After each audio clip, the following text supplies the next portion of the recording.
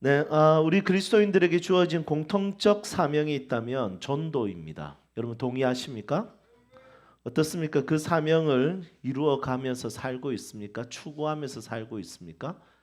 아니면 전도라는 것은 이미 구식의 이야기, 그냥 우리 그리스도인들의 사명은 일상을 잘 사는 것이지 전도가 무슨 우리 그리스도인의 사명이냐?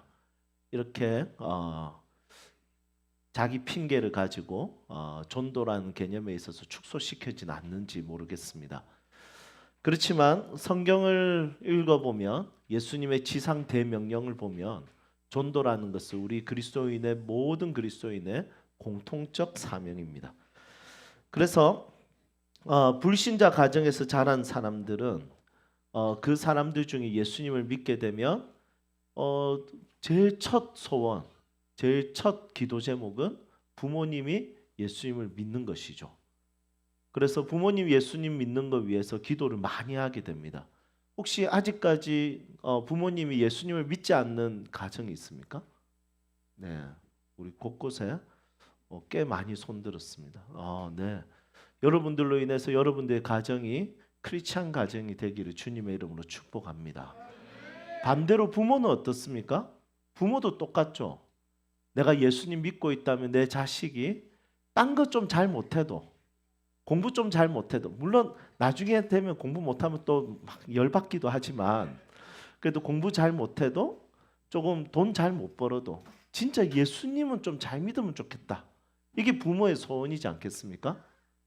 자기가 생각했을 때 우리 아이는 아직까지 예수님을 안 믿고 있는 것 같다. 한번 손 들어 보십시오. 예, 저도 손 들었습니다. 네. 어, 여러분 진짜 자식이 예수님 믿는 거 이건 너무나도 중요한 기도 제목입니다. 어, 저희 교회 다음 세대들이 예수님 잘 믿는 교회가 되기를 소망합니다. 어렸을 때 신앙생활 열심히 한다고 해서 여러분 마음에 안정감을 가지지 마십시오. 언제 어떻게 될지 모릅니다.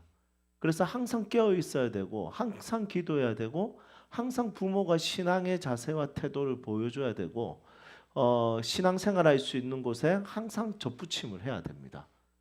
그래서 하나님 주시는 은혜로 인해서 자녀가 양육되어지고 변화되어지고 회심하고 주님을 따르는 것까지 부모는 끝까지 신경을 써야 된다는 것이죠. 안 그러면 크게 울 날이 곧 다가옵니다. 진짜 여러분 20살까지는 그래도 우리가 컨트롤할 수 있지 않습니까? 막 몽둥이 꺼내가지고 교회 안 가나 이러면 되는데 20살 이후에 그렇게 할 수가 없습니다. 그래서 정말 자녀 양육에 신앙의 양육에 생명 걸어야 될 것 같습니다. 저희 교회에 홀로 신앙생활하는 성도들이 있습니다. 아마 가정 복음화에 대한 간절한 소원이 있을 겁니다. 저도 제가 일대 신앙이었기 때문에 부모님이 예수님을 믿기를 간절히 원했죠. 다행히도 아버지도 예수님 영접하고 돌아가셨고 어머니는 지금 권사님이 되어 있습니다. 너무 영광스러운 일입니다. 얼마 전에 제 제자가 이번에 목사 안수를 받는다고 연락이 왔습니다. 그런데 그 제자는 일대 신앙입니다. 부모님은 완전히 유교 집안. 그러니까 의령이 고향인데 의령에 가면 할아버지가 이 삿갓을 쓰고 있습니다. 그 가부좌를 틀고 일상이 그렇게 앉아 있습니다. 그런데 이 친구가 교회 간다는 거 들키는 순간 그날은 그냥 주님 오시는 날이죠. 뭐 끝납니다. 이 친구는 복음 전도가 항상 기도 제목이었습니다. 부산대학교 과학과를 다니다가 이제는 예수님 믿고 자기가 신학을 해야 되겠다 싶어서 자퇴서를 쓰고 그리고 신학을 하게 되었습니다. 그리고 이제 이번에 목사 안수를 받았습니다. 이 친구가 벌써 15년을 신앙생활했지만 15년 만에 처음으로 부모님이 목사 안수를 받는 예배 때 참여를 한 겁니다. 아직까지 신앙생활 시작할지 모르겠지만 이 친구 이제 목사님이니까 이 목사님은 얼마나 많이 울었는지 모릅니다. 그날 저한테 전화가 오는데 펑펑 울더라고요. 너무 영광스럽고 그래서 제가 내가 목사 돼봐서 아는데 목사 되면 하나님이 부모님 예수님 믿게 한다. 곧 너희 부모님 예수님 믿을 거야. 그러면서 축복했던 시간들이 있습니다. 예수님을 믿는 사람들은 주변의 사람들이 예수님을 믿고 구원받기를 간절히 원할 것입니다. 여러분들도 그렇습니까? 그렇다면 질문이 있습니다. 여러분들의 전도 계획은 무엇입니까? 전도 계획이 있습니까? 전도할 대상이 있고 전도 계획이 있는지 궁금합니다. 예수님 믿는데 내가 전도할 대상이 없다? 예수님 믿는데 내가 전도할 대상에 대한 전략이 없다? 여러분 진짜 예수님 믿고 있는지 한번 돌아볼 필요가 있겠죠. 전도할 마음, 예수님을 전하고 싶은 마음은 그리스도인들에게 너무나 큰 영광스러운 일이라는 것을 그리스도인들은 가지는 것입니다. 여러분 성경은 두 가지 전도 전략을 소개하고 있습니다. 첫 번째는 어떤 전도 전략이냐면 바울의 전도 전략입니다. 바울의 전도 전략은 고린도전서 1장 21절에 뭐라고 되어 있냐면 전도에 미련한 것으로 하나님께서 복음이 전파되게 한다. 직접적으로 예수님을 전하는 거죠. 이게 바울의 전도 전략입니다. 바울은 예수 그리스도를 전하는 것 너무 미련해 보이지 않습니까? 예수 믿자. 여러분 이거 함부로 말하기가 쉽지가 않습니다. 그런다고 예수님 믿냐? 이런 생각이 듭니다. 그런데 바울은 어떻게 이야기하냐면 그게 미련해 보일지 모르겠지만 그게 하나님의 방법이라는 거예요. 그래서 전도 전략 중에 바울의 전도 전략은 정말 위대한 전도 전략입니다. 그리고 두 번째는 어떤 전도 전략이 있냐면 예수님의 전도 전략이죠. 예수님의 전도 전략은 뭘까요? 5장 16절 한번 볼까요? 자, 마태복음 5장 16절 말씀 우리 같이 한 목소리 읽겠습니다. 함께 읽겠습니다. 이같이 너희 빛이 사람 앞에 비치게 하여 그들로 너희 착한 행실을 보고 하늘에 계신 너희 아버지께 영광을 돌리게 하라. 아멘. 여러분 예수님의 전도 전략은 무엇이냐면 착한 행실을 통해서 하나님의 영광이 나타나게 하는 겁니다. 여러분 바울의 전도 전략과 예수님의 전도 전략이 확연하게 다른 것으로 볼 수 있습니다.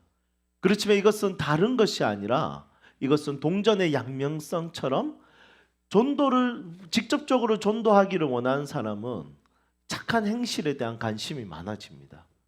그리스도인들의 착한 행실은 복음에 대한 열정으로 인해서 일어나게 되는 것이죠. 그래서 예수님의 전도 전략에 대해서는 우리가 한번 꼭 생각해 볼 필요가 있습니다. 여러분들이 지금 가지고 있는 전도 전략은 무엇입니까? 예수님을 직접 전하는 것입니까? 아니면 착한 행실로 전하는 것입니까? 아니면 정말 안타깝게도 전도할 대상에 대해서 없습니까? 여러분 이게 제일 안타깝죠. 우리가 천국과 지옥에 대한 확신이 있다면 여러분 이것에 대해서 우리는 목마름이 있어야 됩니다. 그런데 우리가 전도에 대해서 생각할 때 가장 우리가 중요한 것이 뭐냐면 아버지께 영광이 되는 것이죠. 전도에 대해서 우리가 이렇게 생각할 수 있습니다. 아버지께 영광이 되는 것, 하나님께 영광이 되는 것, 하나님의 영광에 목마른 사람들. 여러분 이 사람들이 전도에 대한 목마름이 있는 것이고 그리고 착한 행동에 대한 방향과 목마름이 생긴다는 것이죠. 여러분들은 어떻습니까? 길과 진리와 생명 되시 예수님이 전해지기를 원하십니까? 예수님이 구원자라는 것을 확신하십니까? 여러분들 주변 사람들이 예수님을 알기를 간절히 원하십니까? 그렇다면 여러분 예수님을 직접 전하든지 아니면 여러분 착하게 사셔야 됩니다. 이 둘 중에 하나로 인해서 여러분들이 전도 전략을 펼치셔야 됩니다. 그렇지만 오늘 우리가 같이 오늘 이 본문에 집중하려면 오늘 제목처럼 착하게 살아야 되는 것과 하나님의 영광에 대한 고민들을 해볼 필요가 있습니다. 그리스도인의 착한 행실은 우리의 선한 성품으로 나타나는 것이 아니라 하나님의 영광에 대한 집착에 대해서 나타나는 그것으로 인해서 잉태되고 출산되어지는 삶이라는 것이죠. 하나님의 영광을 돌리게 하라. 만약에 하나님께 영광에 관심이 없으면 나는 착하게 살 이유가 별로 없는 것입니다. 그리스도인으로서. 왜냐하면 착하게 산다는 것은 분명히 손해를 보는 것이고 분명히 내가 희생하는 것이기 때문이죠. 그렇지만 하나님께 영광을 돌린다라는 집착과 목마름과 갈망이 있다면 내 삶의 선택은 그 영광에 대한 출산, 잉태적인 삶은 무엇이냐면 착한 삶이라는 것입니다. 하박국 2장 14절, 우리가 너무 잘 아는 찬양이죠. 물이 바다를 덮은 같이 여호와의 영광이 인정하는 것이 세상에 가득함이라. 하나님의 영광을 인정하는 것이 온 세상에 좀 제발 이루어졌으면 좋겠다라는 갈망, 열망, 목마름. 여러분, 이 목마름이 있는데 착한 행실에 대한 추구가 없다? 여러분, 그것은 하나님의 영광에 대한 목마름이 없는 증거라는 것입니다. 내가 남편으로서 내 아내에게 내가 착하지 않다? 여러분, 이것은 그냥 내가 아내에게 착하지 않는 것이 아니라 하나님의 영광에 대한 갈망이 없는 것입니다. 아내인데 내가 남편한테 착하지 않다? 여러분, 이것은 내가 아내로서 내가 불성실하다 이게 아니라 하나님의 영광에 대한 갈망이 없는 것입니다. 내가 내 자녀에게 착하지 않다? 여러분, 이것은 하나님의 영광에 갈망이 없는 것입니다. 내가 우리 가정에 내가 착하지 않다, 하나님의 영광과 상관없는 삶을 살고 있는 것입니다. 내가 우리 교회 성도들에게, 내가 우리 교회에게 착하지 않다, 하나님의 영광에 상관없이 사는 것입니다. 여러분들 직장 생활에 여러분들이 선하지 않다, 그것은 여러분들의 직장 생활 가운데 하나님의 영광과 상관없는 삶을 살고 있는 것입니다. 나는 착하지 않다, 이것은 내 성격이 그런 거다. 아니요, 그것은 하나님의 영광에 대한 목마름이 없는 것이죠.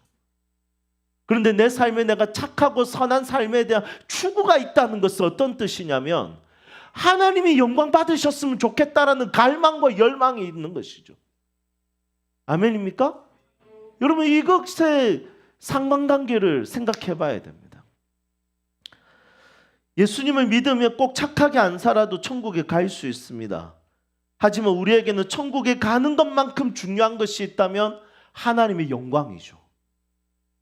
그 하나님의 영광을 위한 삶, 내 삶의 모든 말과 모든 행동과 모든 삶의 영역이 소금처럼 빛처럼 착함이 되어서 착한 행실로 그분의 영광을 나타났으면 좋겠다라는 열망, 갈망, 소망.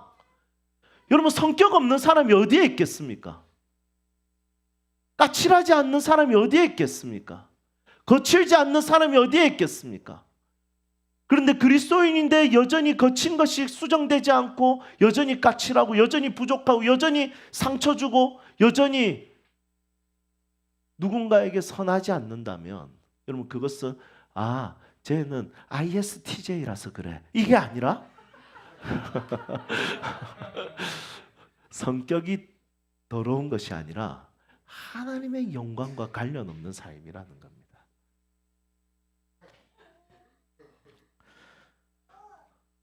여러분, 베드로는 다혈질이죠.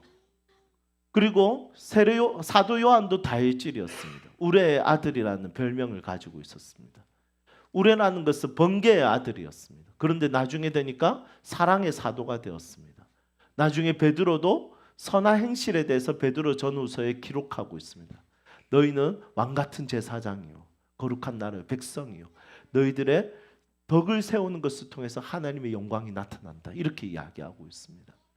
여러분, 베드로도 착한 행실에 대한 이야기를 꺼냅니다. 다혈질인데 여러분, 너무 다혈질이니까 예수님 잡으러 왔던 그 한 군사의 귀를 칼로 베어버립니다.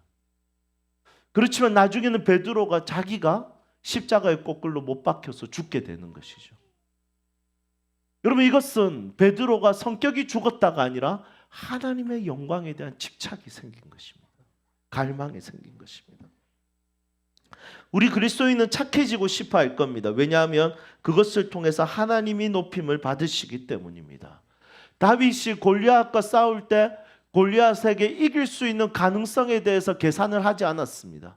그의 칼의 길이, 그의 방패의 크기, 그의 갑옷의 모습, 그의 키 전혀 신경 쓰지 않았습니다. 딱 한 가지 다윗에게 걸렸던 것은 골리앗이 하나님을 모욕했기 때문이었습니다. 하나님의 이름이 땅바닥에 떨어지는 순간 다윗은 참을 수가 없었습니다. 상대의 키가 크든 작든 무기가 좋든 안 좋든 상관없이 다윗에게 제일 중요한 것은 하나님의 영광이었던 것입니다. 그런데 우리는 이 시대를 살아갈 때 우리의 가장 큰 골리앗은 무엇입니까? 내 안에 있습니다. 하나님의 영광을 가리려고 하는 착하게 살지 못하게 하는, 소금으로 살지 못하게 하는, 빛으로 살지 못하게 하는 골리앗이 내 안에 있다는 것입니다. 돈에 대한 집착, 내 명예에 대한 집착, 내 성격, 내 성깔, 이것이 내 안에 있기 때문이죠. 여러분, 이것에 대해서 우리 하나님의 영광을 향한 집착을, 하나님의 영광에 대해서 땅에 떨어뜨린다면 우리는 참을 수 없어야 됩니다. 내 안에 있는 골리앗과 싸워야 됩니다. 돈에 대한 집착과 싸워야 됩니다. 내 성격과 싸워야 됩니다. 내가 가지고 있는 성질과 싸워야 됩니다. 그래서 하나님께 영광이 되게 하는 착하게 사는 삶이 우리 안에 있어야 됩니다. 여러분, 성경은 오늘 본문의 말씀을 읽어보면 우리의 존재가 소금이라고 말하지 않습니다. 우리의 존재가 빛이라고 말하지 않습니다. 성경은 그렇게 가볍게 우리를 다루지 않습니다. 착한 행실이 소금이고 착한 행실이 빛입니다. 착한 행실을 통해서 하나님의 영광이 드러난다는 것이죠. 여러분, 다른 핑계 대지 말고 하나님의 영광에 대한 집착이 필요합니다. 그렇다면 하나님의 영광에 대한 집착은 언제 가질 수 있습니까? 예배하는 것을 통해서 하나님의 영광에 대한 집착을 가질 수 있다는 거죠. 그분의 영광을 노래하고 찬양하고 높임을 받으시옵소서 고백을 하는데 어떻게 하나님의 영광에 대한 집착이 자라지 않겠습니까? 예배하는 것을 통해서 하나님의 영광에 대한 집착이 자랍니다. 저는 오늘 이 본문 말씀이 참 의미가 있는 것 같습니다. 여러분, 한번 생각해 보십시오. 내가 뭐라고 내 말 한마디, 내 행동 하나가 하나님의 영광을 주저앉게 만들었다가 높일 수도 있게 할 수 있을까? 여러분, 이런 고민이, 이런 생각이, 이런 묵상이 되기 때문에 너무나도 영광스럽습니다. 우리가 하나님의 영광을 굳이 인정하지 않아도 하나님은 영광스러운 분이고 높으신 분이시고 지존하신 분이시죠. 그런데 놀랍게도 내 말 한마디, 내 눈빛 하나, 내 행동 하나, 내가 하는 모든 삶의 영역이 그 아무것도 보잘것없는 내가 가지고 있는 그 말 한마디, 생각 하나가, 행동 하나가 그분의 영광을 떨어뜨리기도 하고 높이기도 한다는 거예요. 여러분, 여러분들이 아무리 저의 명예를 떨어뜨리려고 해도 저는 떨어지지 않습니다. 그렇게 여러분들과 상관이 있는 사람들은 아닐 수도 있기 때문이죠. 여러분, 이게 중요한 겁니다. 그렇지만 하나님과 우리의 사이도 그렇습니다. 아무런 관계가 아니면 우리가 무슨 짓을 해도 하나님의 영광은 전혀 떨어지지 않을 겁니다. 그런데 우리는 그분의 자녀고 그분의 백성이고 그분의 사랑받는 사람이고 그분을 사랑하는 사람이니까 너무나도 아이러니하게도 우리의 말 한마디, 우리의 행동 하나가 그분의 영광을 땅바닥에 주저앉게도 하고 높여드리게도 한다는 것이죠. 여러분, 여러분들의 말 한마디와 여러분들의 행동 하나가 그분께 영광이 된다는 것을 기억하십시오. 네가 뭘 나에게 영광이 돼? 아니요. 성경은 우리의 착한 행실이 그분께 영광이 된다고 이야기합니다. 저는 오늘 오랜만에 빅허그 티를 입고 왔습니다. 이제 한부모 가정 후원이 83만 원까지 찼기 때문입니다. 여러분, 카페를 운영할 때 돈에 대한 집착이 생길 수도 있죠. 그렇지만 그것과 싸웁니다. 끝까지 싸웁니다. 그래서 곧 100만 원이 채워지면 이것을 흘려보낼 수 있습니다. 여러분, 카페가 잘 되는 것보다 저는 이게 너무 영광스럽습니다. 저는 우리 교회가 성장하는 것보다 절기 헌금이 흘려보내지는 것이 더 영광스럽습니다. 이 땅에 가난하고 소외되고 힘든 자들을 통해 힘든 자들에게 위로가 되기를 소망합니다.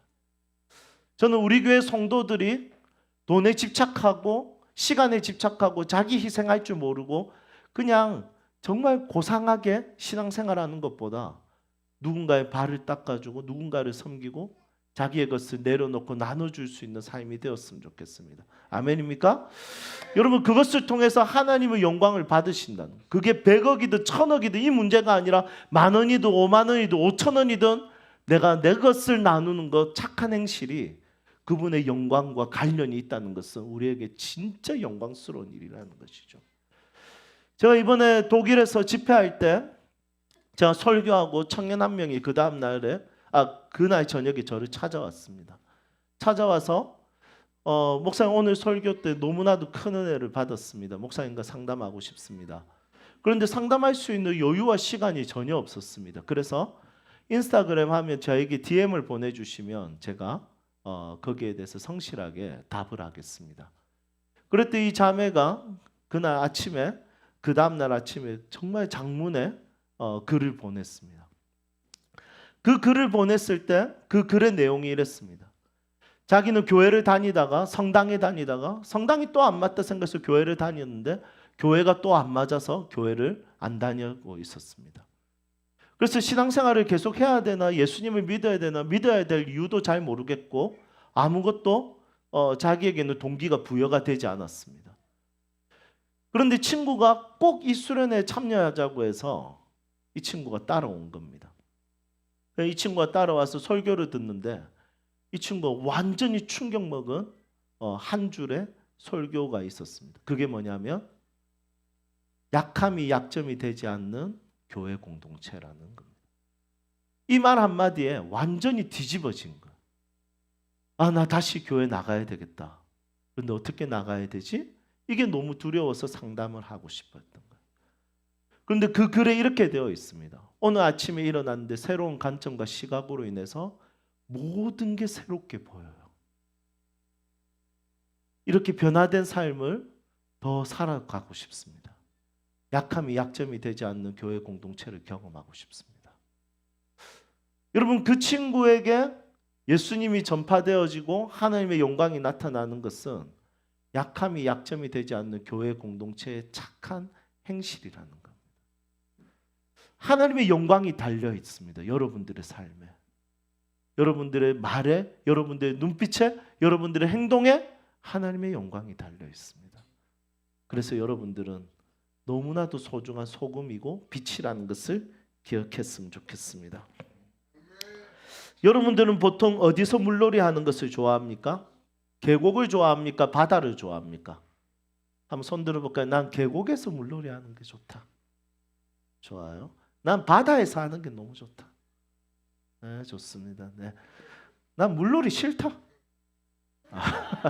게으른 자들. 네. 저도 마찬가지입니다. 계곡은 차갑고 바닥에 돌이 있기 때문에 안 들어가고 바다는 모래 때문에 잘 안 들어갑니다. 그냥 미온수가 채워져 있는 풀장이 제일 좋습니다. 여러분 바다 수영 좋아합니까? 해보신 적 있습니까? 예. 바다 수영은 어렵죠. 파도도 어렵고 나름대로 열심히 갔는데 뒤돌아보면 요만큼 와 있습니다. 그래서 바다 수영 어렵습니다. 그런데 진짜 바다 수영에서 어려운 것은 짠맛이죠. 허우적거리다가 잠시 입에 살짝 들어온 물 때문에 하게 되는 그러면서 입을 강타했을 때 우리가 말하게 되면 아이고 짜봐라 이래야 됩니다. 엄청 짜죠. 그런데 재밌는 것은 이 바다에 소금이 차지하고 있는 염도는 3.5%밖에 안 됩니다. 나머지 96.5%는 그냥 물입니다. 그런데 3.5% 때문에 이 바다는 짜게 되는 것이죠. 여러분 이 세상은 맛이 없는 세상입니다. 이 세상은 어두운 세상입니다. 그 이유는 무엇입니까?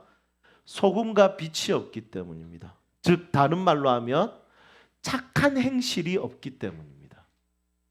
하나님은 우리를 이 세상에 소금과 빛으로 보내셨다는 것은 그냥 가서 앉아 있어라가 아니라 착한 행실을 하라는 명령입니다.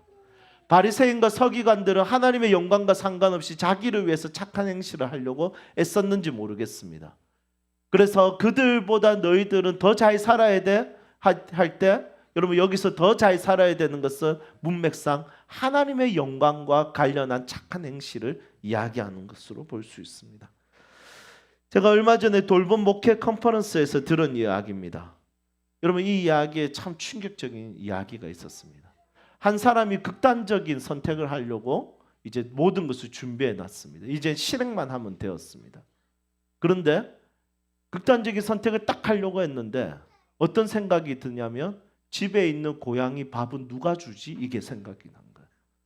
그래서 고양이 밥 주고 죽어야 되겠다 싶어가지고 그래서 집으로 돌아와서 고양이 밥을 줬는데 내일은 누가 주지? 이래 된 겁니다. 그래서 안 죽고 지금도 고양이 밥 주고 있다고. 여러분 여기서 이 강사가 뭐라고 이야기하냐면 이렇게 이야기합니다. 죽는 그 순간에도 고양이 한 마리 생각하면 살게 되는데 이 세상에 두려워하고 무서워하고 지쳐있는 자들에게 우리 그리스도인 이름 한번 생각나서 위로가 되고 힘이 되고 살게 된다면 우리 그리스도인들에게 얼마나 영광스러운 일인가. 여러분 이 이야기를 하는데 야 그렇지. 착한 행실이 소금이고 착한 행실이 빛이야. 우리 그리스도인들 그렇게 살면 좋겠다는 생각이 들었습니다.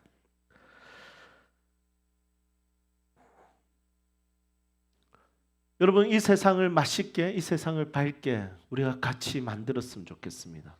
굉장히 작고 미비한 것이지만 먼저 여러분들의 가정에서 실행하십시오. 여러분들의 교회에서 여러분들의 교회, 우리 교회에서 착한 사람이 되십시오. 여러분들이 이 땅을 살아갈 때 여러분들이 직장에서 착한 사람이 되십시오. 이 세상을 맛있게 밝게 만드는 것보다 더 중요한 것은 하나님의 영광이 달려 있습니다. 그분의 영광을 위해 삽시다.